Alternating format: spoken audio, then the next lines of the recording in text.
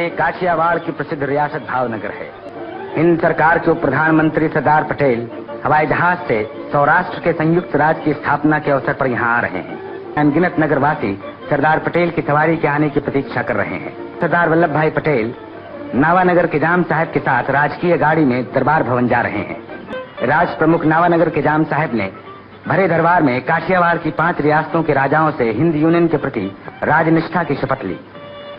सरदार पटेल ने इस अवसर पर भाषण देते हुए कहा कि मैंने बापू की दी हुई शिक्षा के अनुसार अर्थात प्रेम और आपस के मिलाप के आधार पर चलना सीखा है।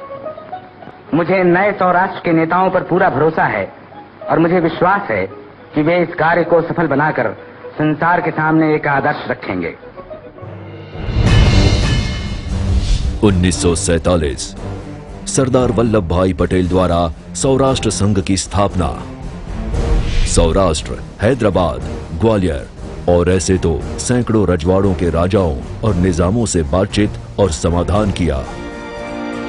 अंग्रेजों की कूटनीति समझकर अपनी अदम्य इच्छा शक्ति और राजनैतिक कुशलता से सभी छोटे बड़े रजवाड़ों को राजी कर एकीकृत किया और निर्माण हुआ एक अखंड भारतीय गणतंत्र का।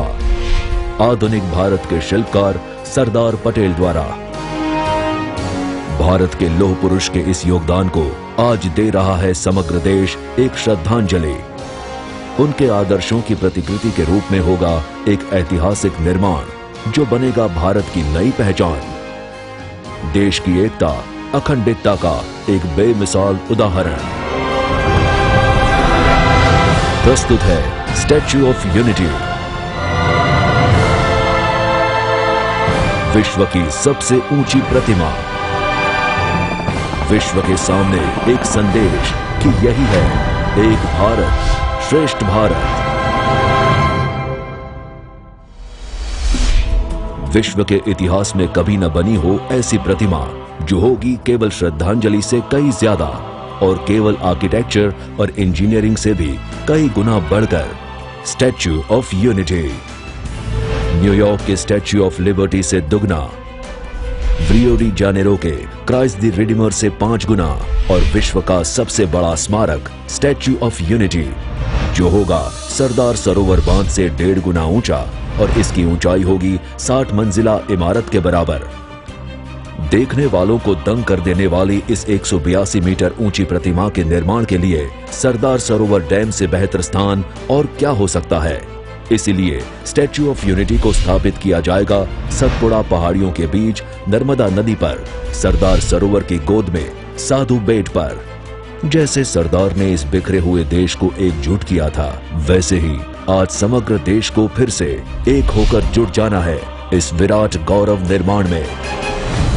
देश के 120 करोड़ लोगों के योगदान और पब्लिक प्राइवेट पार्टनरशिप के सहयोग से ही सच होगा भारत का यह महान स्वप्न। इस लौह पुरुष की प्रतिमा के लिए लोहा अर्पण करेंगे देश भर के किसान। हर एक गांव के किसान भेजेंगे अपने कोई न कोई कृषि औजार। उन्हें गलाकर उनका उपयोग किया जाएगा स्मारक के निर्माण में। और ऐसे देश के 7 लाख गांवों के किसान सहभागी बनेंगे किसान पुत्र सरदार पटेल के सम्मान में। इस प्रोजेक्ट के अंतर्गत सरदार के प्रिय विषय जैसे कि कृषि, जल व्यवस्थापन, पर्यावरण, बायोटेक्नोलॉजी, आदिवासी विकास जैसे क्षेत्रों के विकास के लिए संशोधन केंद्र भी स्थापित किए जाएंगे। Hi-tech research institutes, tribal universities, interpretation centres आदि संस्थाओं के निर्माण से यह विस्तार ज्ञान क्षेत्र के रूप में विकसित होगा। स्टैच्यू ऑफ यूनिटी विकास स्मारक के साथ साथ आकर्षक पर्यटक क्षेत्र के रूप में भी विकसित किया जाएगा।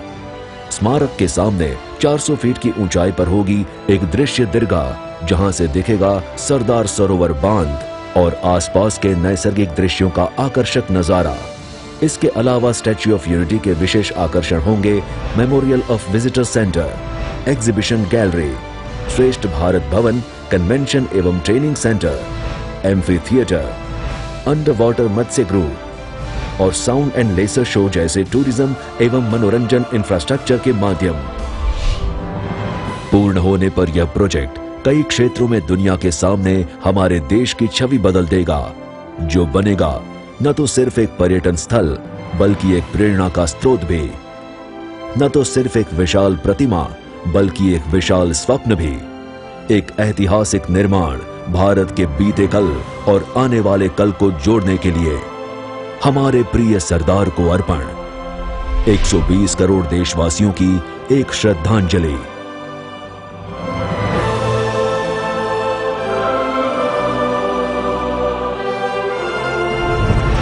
स्टैच्यू ऑफ यूनिटी, विश्व की सबसे ऊंची प्रतिमा। एक भारत श्रेष्ठ भारत।